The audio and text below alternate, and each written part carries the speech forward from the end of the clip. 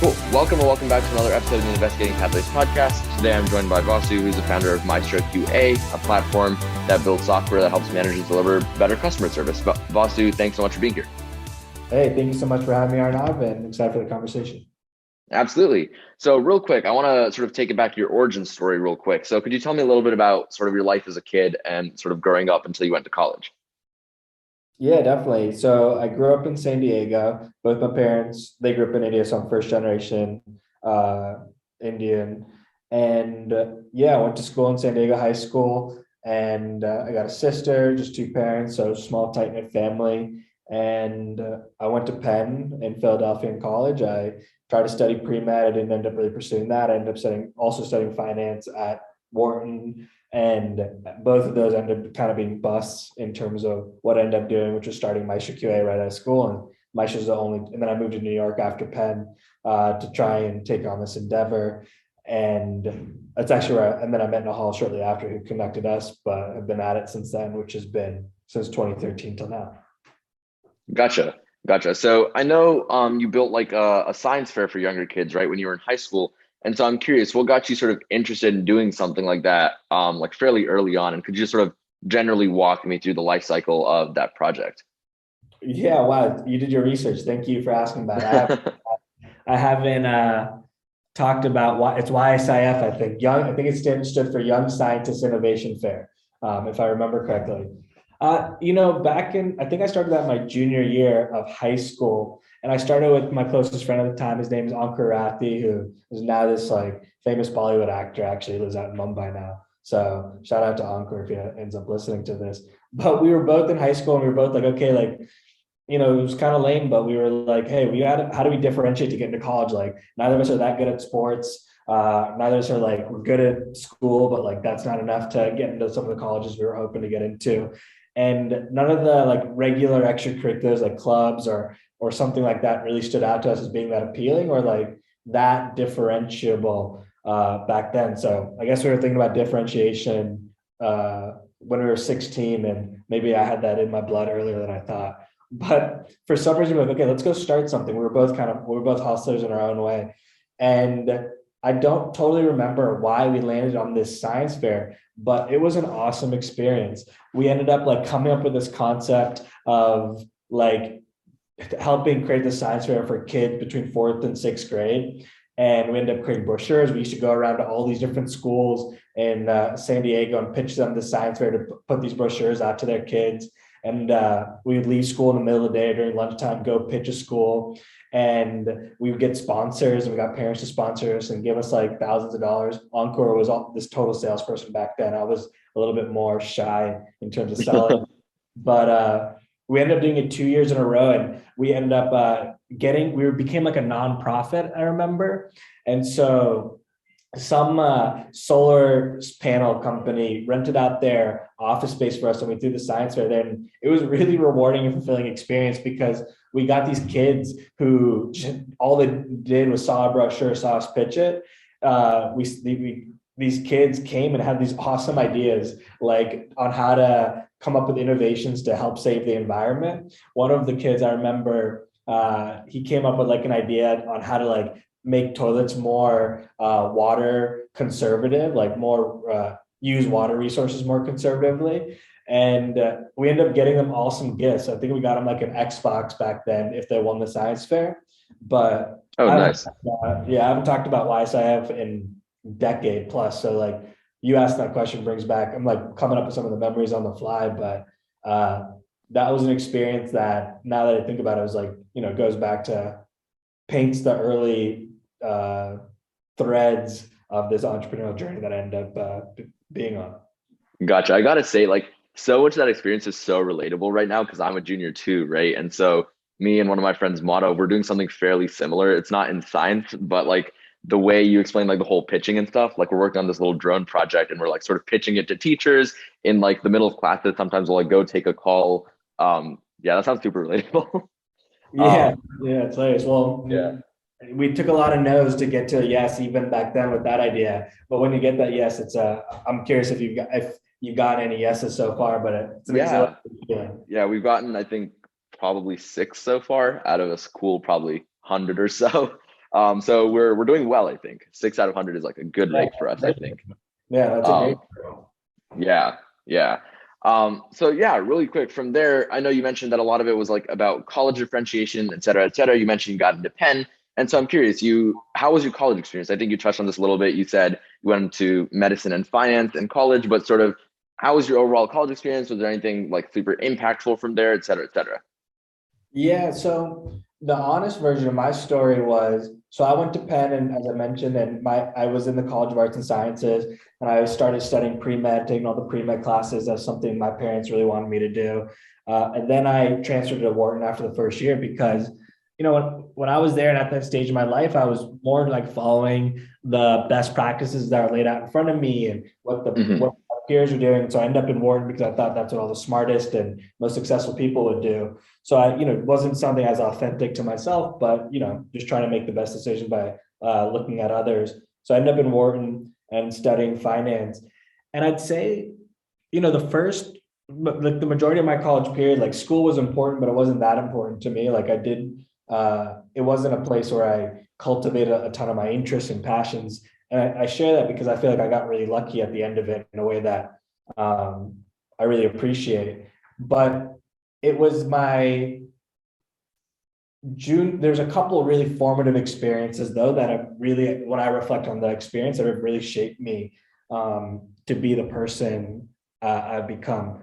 So one is, I remember I had this friend who had a full ride scholarship to Wharton, and he doesn't come from a very well off family. He had a full ride scholarship to Wharton. It was an incredible family achievement to go to Wharton, and he ended up coming across these two rappers through some mutual friends. They're called Moosh and Twist, and he ended up dropping out of Wharton to manage them. And he did that for a couple of years, and it didn't, obviously a risky bet, but he kind of just went for the risk. And I remember when I was thinking about that, I was like, hey, like you got such a like gift, to get a full ride Hmm. scholarship to Wharton. You couldn't have afforded this without that scholarship. Yet you were so passionate about this thing that you were willing to risk it all to go for it. And I remember this line that I kind of felt that at Penn, like Penn's a relatively wealthy school, like who can afford to take the most risk in their life took the least risk. And yet I had this friend who has no safety net, and he took the biggest risk out of anyone I saw. And that really stuck out to me and was like gnawing at me a little bit.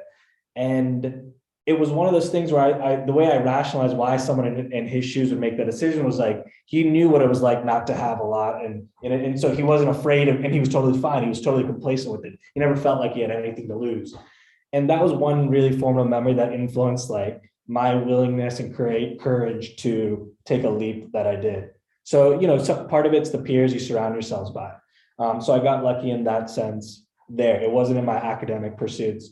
The second really formative experience was during your junior year of college. There's something called on-campus recruiting. And it's the time where 90% of the people who, unless they're planning to go to medical school or, become a lawyer and have that path laid out for them, they get their junior year, their internship before the senior year. They typically get an Hmm. offer early in the next year to get the next year job. And when you enter your senior year, it's like wow, I already have my job lined up. Now I can really like mess around my senior year. Like that was kind of like the ideal path that one would perceive at that moment in time. And I was like, okay, like that's the path I'm going for. And during the on-campus recruiting, like there's all these investment banking interviews, Credit Suisse, Goldman Sachs, Blackstone, Carlyle, Moelis, you name it. And there's the consulting shops, BCG, McKinsey, you name it. And it's right after your winter break. And I tanked all those interviews. I went like 0 for 40. And Huh. I really remember, like, I look back at it and say, like, I deserved to tank all those things. Like, I wasn't authentically interested in any of those things. I was definitely following just kind of like the playbook that was laid out in front of me, which is why I bring up like early on in college, like I didn't have these authentic interests. I just kind of followed what others laid out in front of me. And I think that kicked me in the butt. I remember there was, when you go to this on-campus recruiting, like you sit in this big room and you listen to the company present and you're with all your peers. And I remember wearing like a suit and just like around all these people. And I was like, man, I feel like an imposter in this room. And I swear to God, I tweeted it out, but I haven't like gone, it was like one of my first 5 tweets. So I got to see if it's still there. But like, I definitely knew in my heart of hearts, I felt like an imposter in that situation. And it showed through. I 100% believe it showed through in my interviews, like my lack of passion for it, like my lack of true depth and knowledge of the subject matter. And so I got, I went over 40 there. And that there's a little bit more to that story, but the most important takeaway was like that was a total blessing in disguise, because after that was what put me on the journey to go into startups. And I just fell in love with startups, and I had just an incredible passion for building and hustling and trying to figure these problems out. And you could trace it to like YSIF, the science fair. Like maybe I did that to find a differentiable route for college, but the only way I could persist with my co-founder at the time, Encore, with that journey was because I ended up really falling in love with like building something from nothing. And so that was another formative experience, in that it just showed me like it does, passion and authenticity and what you do does matter. The intention behind why you do something does matter, especially if you're trying to do something hard and enduring over a long period of time. Gotcha. So now I think that provides a really good segue into what I was going to ask you next, which is I want to sort of get into when you founded Maestro, right? Obviously, you mentioned I'm assuming a lot of your friends in college went off to like these big firms. They like probably did decent in their interviews, got some of these offers, and I'm curious, what got you to take the plunge into entrepreneurship right out of college, right? That's like a pretty risky move. So I'm curious, what got you to do that? Well, the segue, like imagine that feeling where like, all your friends have these jobs and you don't. Like I didn't feel like and I had one job out in Santa Barbara that I got, but I was just like, it was at some startup there. It was like 50 employees, it was called Find the Best. And I was just like, I don't think I'd be like, I would like really love like spending my time doing this job, and for each their own, but like, it just didn't like sit with me. It didn't feel exciting enough for me. So like, I honestly felt like I had no options, but it kind of ties to my buddy that I was telling you who was willing to risk everything. I said, hey, like I have more of a safety net than this person. Why would I not take a risk now in my life and just kind of go for it? So like a combination of all those factors that influenced me of like, I had no better option. I had this very high sense of like, there was really no risk in trying to do this, even though others might perceive it to be risky. And then third, I had a professor who gave me an idea. I just like freaking ran with it. Like I didn't think too hard about, was this the right idea? Like, what am I going to lose? I was just like, why not go for it? So like you get lucky sometimes earlier in your life where you don't, as long as you don't overthink things, like ignorance is bliss. And you really don't have that much to lose right out of school. You have literally nothing to lose actually. Um, and so the combination of those factors, an idea from a professor, that perception that I have friends with less that take bigger risk. Why shouldn't I take a risk? And then no better options. All three of those made the perfect potion. I drank it, and then I've been on this magic carpet ride. Gotcha. That's really cool. So I'm curious, how did you and your co-founder come together and decide y'all wanted to dive into building a company together? Like, were y'all friends from college? How did that sort of happen? Yeah, this is another story. I mean, I kind of view my life as like far more failure than a success. Like if you look at a time series, like there's been so much like no's and rejections in facets of my life than positives and yeses. And meeting a co-founder was no different, similar to some of these other stories as well. The So I moved to New York, and I was sleeping on my buddy's couch in this neighborhood called Murray Hill, 27th and 2nd. And I was couch surfing the full first year. And like the real story is like my parents actually, like came from more of a safety net. They had my sister used to live in New York. So we had a place in New York, but I said I didn't want to live there because I felt like I hadn't earned that right yet. If I was going to start something, I'd be like, keep that. I had to like, keep that hunger and that edge a little bit and, prove that I could even, earn that right. And so I was sleeping on this couch, and one of the biggest motivations of sleeping on that couch and multiple friends' couches that year was like, I got to find a co-founder who's dead set on, if I want to go build a product and a company that's technical by nature, having a co-founder is really important, and obviously a technical one at that point. Mm-hmm. And so this is 2013. AngelList was way less crowded than it is today. 2013 is a different era. Startups weren't cool in 2013.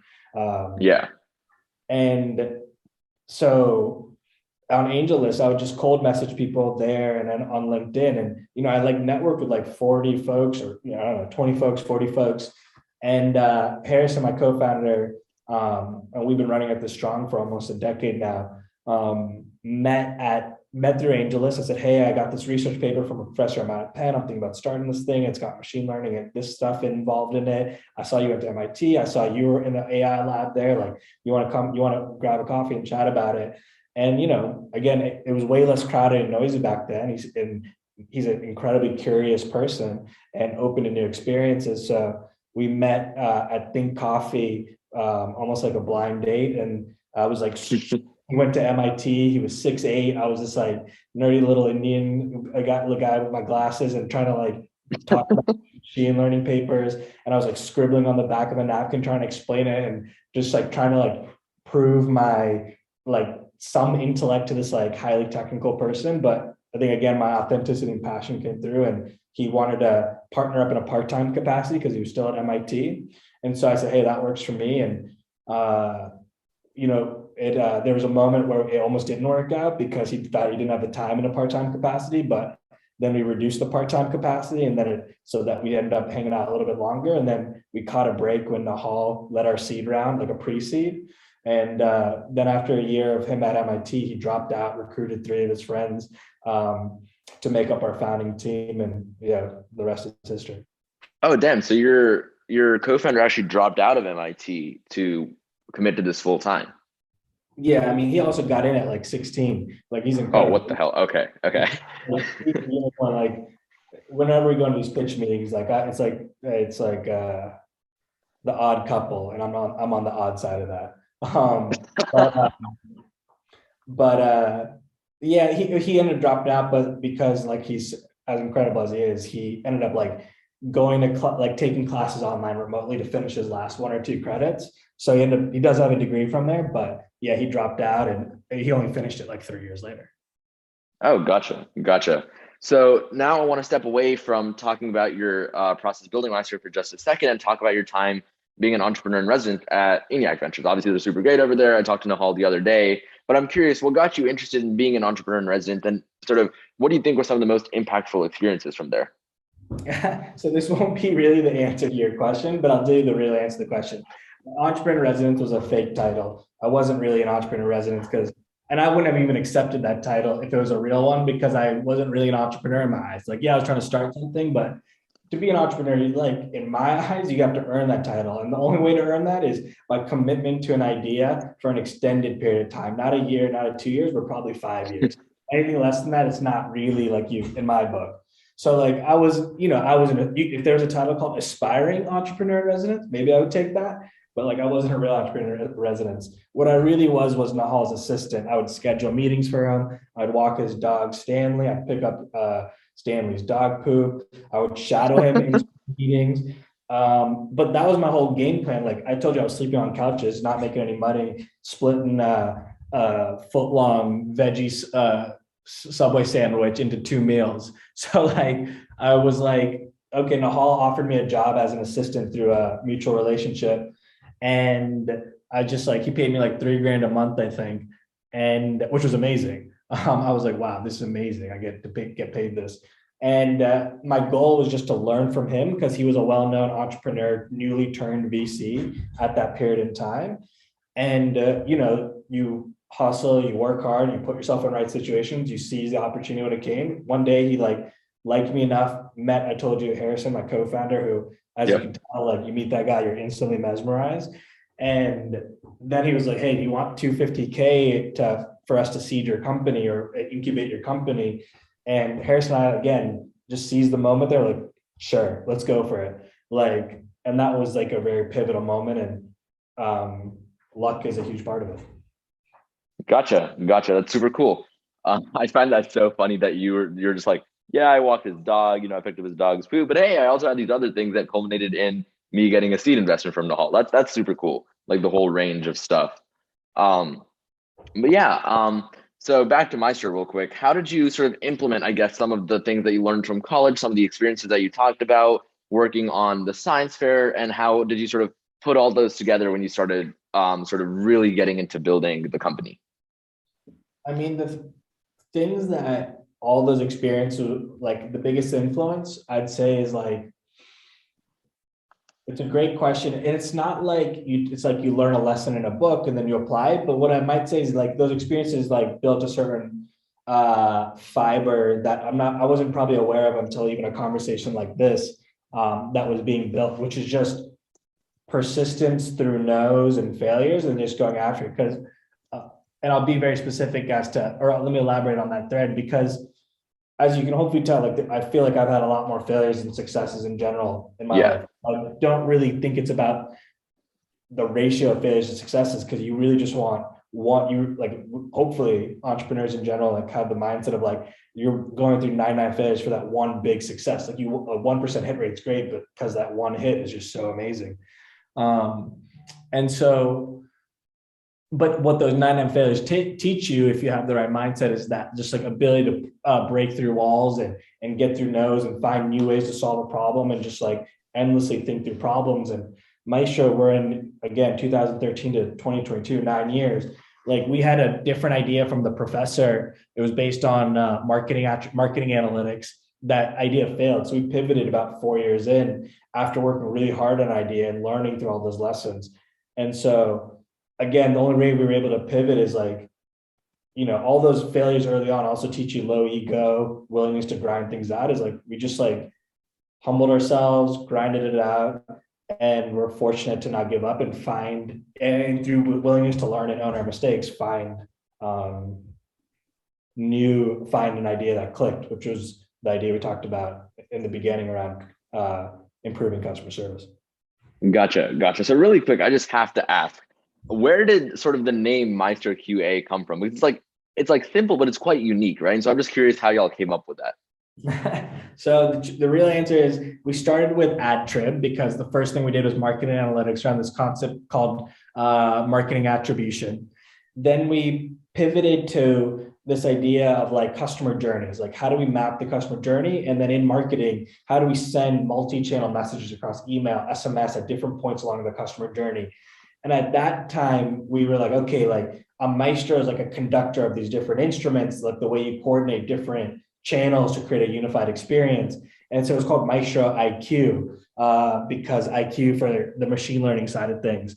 And then we were like, damn, like this idea isn't hitting, like it's a total nice to have idea. We're building a vitamin, not a painkiller.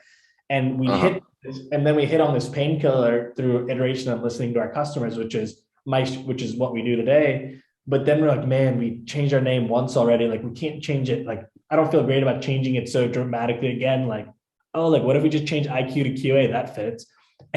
But I'll also then say, so that's how we landed on it. But again, maybe this is revisionist history, or entrepreneurs can be delusional in a healthy way and in a healthy way sometimes. But when we look back on it, it's kind of a perfect name for what we do today still, because at least the way we describe it is we coach customer service reps to be at the best reps they can be for the customer. And a maestro is a master of a craft. And so we live with that connection now. So. Gotcha. That's super cool. So now I want to sort of dig in a little bit more into that story. You talked about how y'all pivoted. And so I'm curious, when you first started, right, with that paper from the college professor, that's sort of the idea you were running with, what was your vision for the company when you first started? Sort of what was the change y'all were trying to build? And so how has that vision sort of changed since then, given the way y'all pivoted? Yeah, the vision when we first started was this. It was one that was centered around excitement for technology. It was a paper. His name is Karthik Hosanagar. He also worked with this other Penn professor, Peter Fader, and they were just really into like cutting edge statistics. Like, how do you use this thing called Bayesian probability to predict these outcomes at a higher likelihood, like using significantly amount of more input to data to then increase your likelihood of predicting some outcome around whether someone will buy a product or not. And then there was all this new cutting edge technology around turning these math into machine learning algorithms. And then there's like reasons to believe like computers could now really effectively run large scale analysis on this data set, or this type of analysis on large scale data. And we're like, wow, like this seems like the cutting edge of the future. And that's what brought me and Harrison together. That love for that, or that excitement for that potential of technology. But the lesson we learned, which caused the pivot, was customers don't care about technology. And we were so wrapped around the axle around the technology, we weren't appropriately wrapped around the axle of a customer problem that mattered and solving that. And so we learned that through pushing a rock uphill in terms of selling a product that was really hard to sell. And the pivot was inspired by, wow, we really just like, we're so obsessed with this technology and we were so internally focused that, and we missed the mark so much. Like if we had to learn from this mistake, what would be the lesson, which was how do we get really close to a customer, a person, understand their exact problems and build a delightful experience for that person. And so it was that reorientation that led us to this problem around customers, these how managers were coaching their customer service reps to improve the experience, that showed us a whole world of pain points they had. And then we were able to build a really delightful product. But if I can extend on this question a little bit, Yep. Different entrepreneurs, when they start companies, they start them for different reasons. Sometimes it's like one of the maybe the most idealistic way you can start a company is you've experienced a personal pain point, and then that like somehow becomes the inception of starting a great company. But definitely not all companies and great ones start that way. Like many start at total complete pivots. But what I think happened to us, and what I imagine happens to a lot of people, is there comes a point where you're just like, I want to just build a product that solves a problem for someone. And that's like an incredible feat. That's very personally fulfilling. And it's like, climbing like a mountain and feeling very proud of that. But what happens, I think, over time, or at least for us, was that then you spend hundreds of hours speaking to these customers, hundreds of hours thinking about how you can solve bigger and bigger problems for these customers, getting to know these customers. And over time, you just start to fall in love with the problem, because you start to realize how fun it is just to build services that help some person. And so the motivation of when we started Maestro 8 years ago versus the one we have today has dramatically changed. When we started, it was like more personal and self-focused in terms of solving, like, let's go out and just prove to ourselves that we can build a product and that people would pay for, and that would be fulfilling. And now it's much more about, wow, like we have these customer support professionals are really special people, and they're not very well empowered within their organizations. And we have an opportunity to be their underdogs, and we have the opportunity to be their champions. Let's go build product and services around these people. And that's something you can get excited for in the morning, and other people will get excited for. So I think maybe a theme in all your questions is a lot of things that ended up the way they started were somewhat serendipitous, but we just seized the moment and kind of went for it. And Gotcha. Beauty. Cool. So now I want to switch gears a little bit and talk a little bit about raising capital, right? I know we talked briefly about how y'all got your first seed investor from Nihal, but I know y'all, I think fairly recently, right, raised a very sizable, I think, Series A. And so I'm curious really a first-time founder, right? This is the first company you've been working out since out of college. What has the experience of sort of raising capital been like for you? And what was the experience of raising that Series A like for you? So there's a couple axes on it. I think one is we got so lucky. We had no connections in the industry initially, but we got so lucky with that Nihal situation. Nihal's super hyper connected and well respected, right? So once you do get that like luck, that does make a huge difference. And so we were able to get all the conversations we wanted. But fundraising has never been something I've been strong at.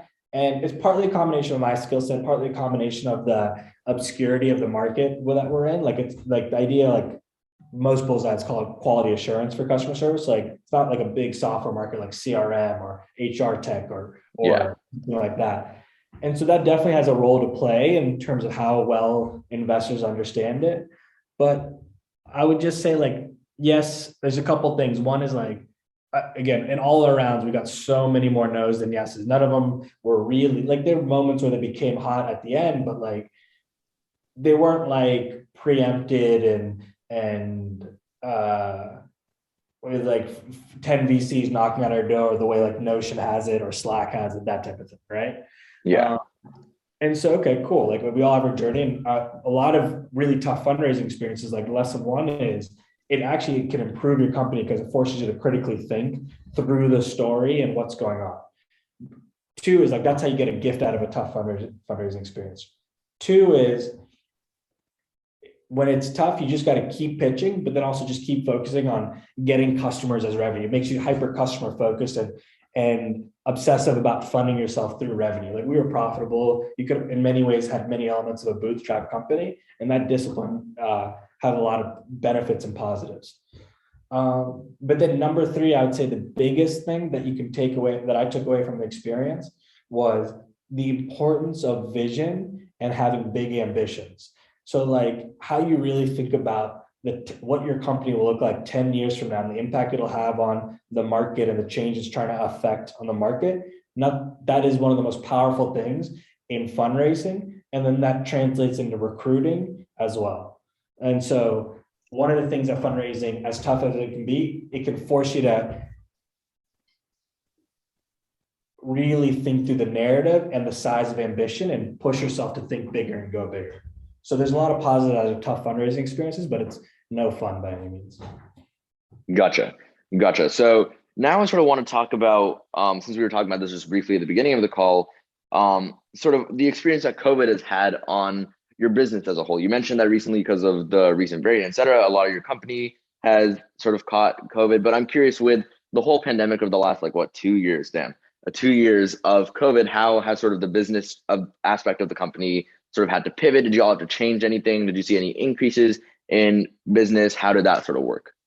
Yeah, for our business, COVID has overall been a positive. There's different levels to this. So like when COVID hit, the first thing businesses did was, what is the mission critical software I need to invest in? Zoom, Slack, productivity, that kind of stuff, right? Yeah. So work from home setup stuff. And then level two was like, okay, then what is like stuff to optimize my business from working from home? So like some level of optimization. We're probably in between level 2 and level 3 because now customer support reps aren't in the same room learning from each other. They're all at home. So how do you coach these reps? Software is critical to enable that. And so that plus like so many of our customers were beneficiaries or are in tech, and they were some of the beneficiaries of COVID. So their customer support teams exploded. The way their customers started interacting with them was more digital than in person. And so that created more volume for customer support. And so those two trends really, brought us some amazing customers like Zoom and DoorDash and others because of COVID.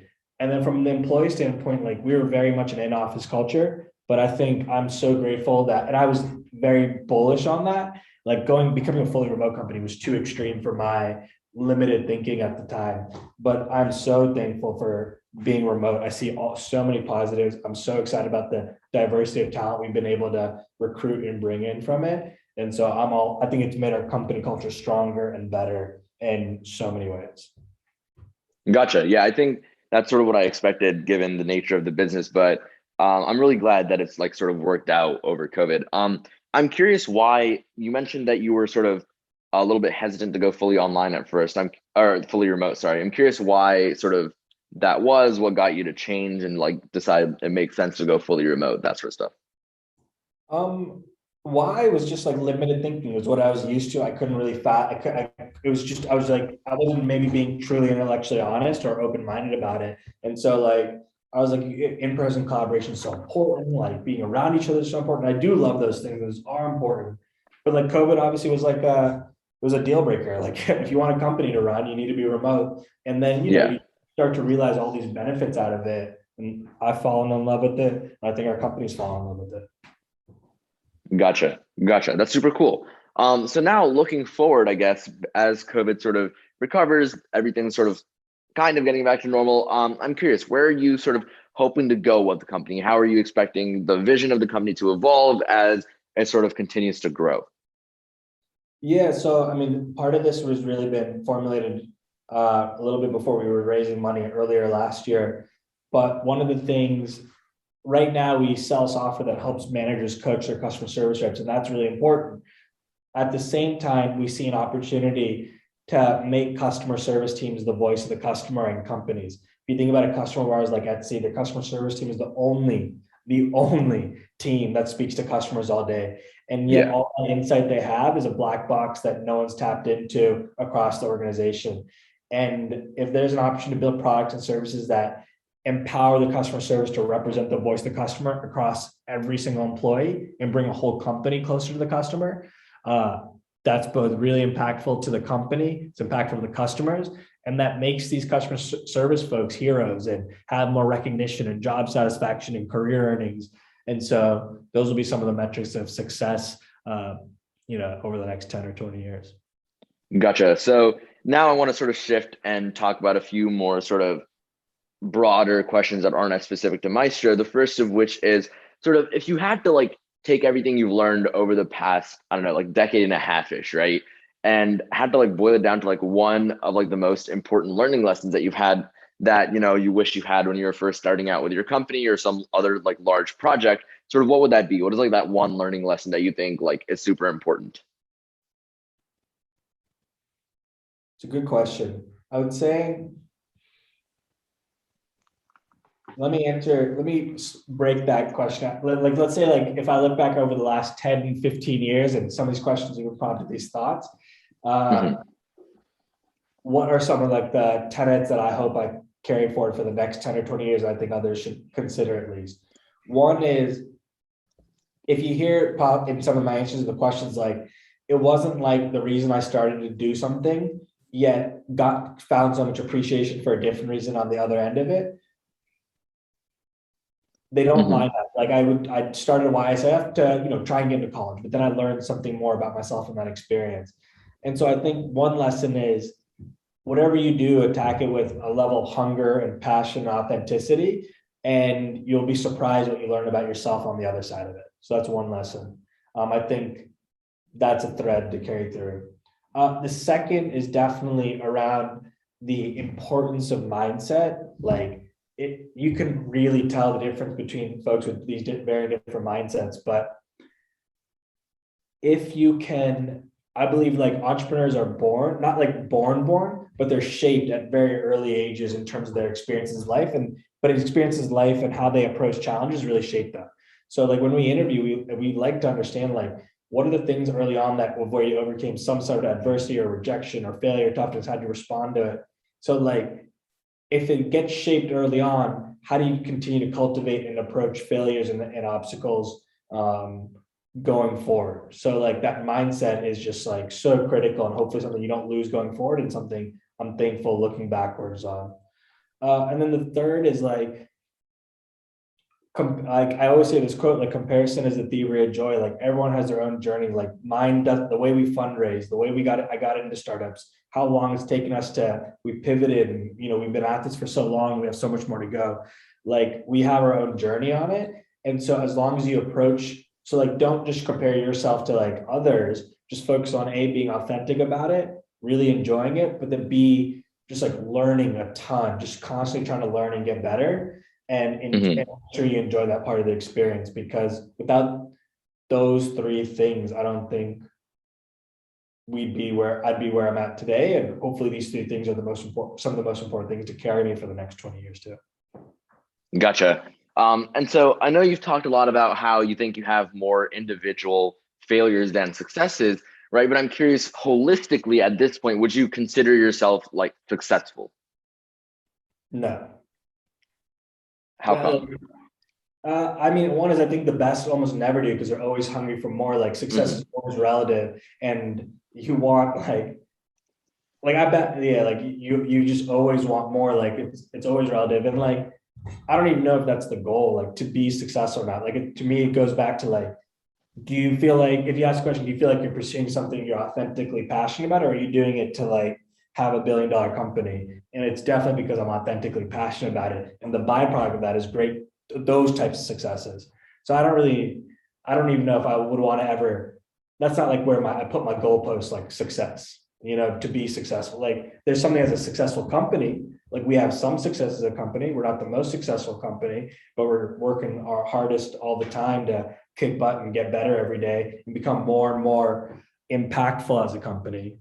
But yeah, no, I don't think I would consider myself successful, and I hope I almost never do. Gotcha. Gotcha. And so next question I have is, say you're back and you're like a teenager during this time, right? And you haven't really, well, you're back, I don't know, this whatever experiences you had back when you were like a, I don't know, a teenager in San Diego. And but like you're in the present day, COVID's happening, all this stuff. So I'm curious, what would you sort of build? What would you work on? What would your life, I guess, look like at the moment? If I was like back in those days, and you're saying I knew what I knew that now back then? Yeah, like if you had the same knowledge and you're like, what do I want to do now?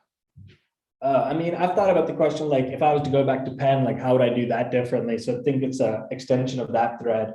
I Hmm. think the biggest thing, like, listen, you hopefully pass these lessons on going forward. Like you can't have these regrets, but you just want to like, acknowledge these learnings.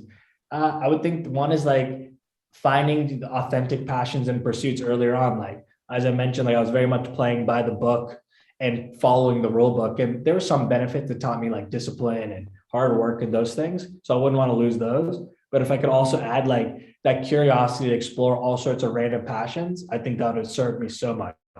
Um, Chris Dixon, that a partner at Andreessen, has a line like, "What the smartest people do on the weekends for hobbies, or what like is going to be the future, or something like that in like 10 years Hmm. from now." So like, I think that would be probably be the biggest lesson. So wherever my passions or hobbies took me at 15 or 16, being unafraid to be different and go after those, would be the number one lesson I'd give myself at that age. Gotcha. Last question I have for you is just one I ask everyone.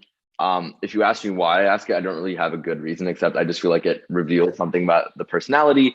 The question is just, what's your favorite number and why is that your favorite number? So if this reveals my personality, I don't have a favorite number. And the reason is like, I would first need to think through a framework on how to like make that decision to say something. So I that might reveal the most about my personality there. Gotcha. Gotcha. No, totally cool. That makes sense. Yeah, if someone asked me, I don't have an answer either. Which is why I find it highly ironic that I asked this question. But I agree. I feel like it's so difficult to like develop a framework. It's like, how do you sort through an infinite mass of numbers and suddenly decide which one is like your favorite, you know? Um, yeah, yeah. But anyways, I think that brings us to a really nice close. I feel like I've learned a lot. Hopefully, like this, I'm like not bad at doing this. But yeah, thanks so much for taking the time to talk with me and come on the podcast today. Yeah, thank you for the questions and appreciated how some of them took me down memory lane. Appreciate it. Absolutely. All right. Thanks so much, Vasu.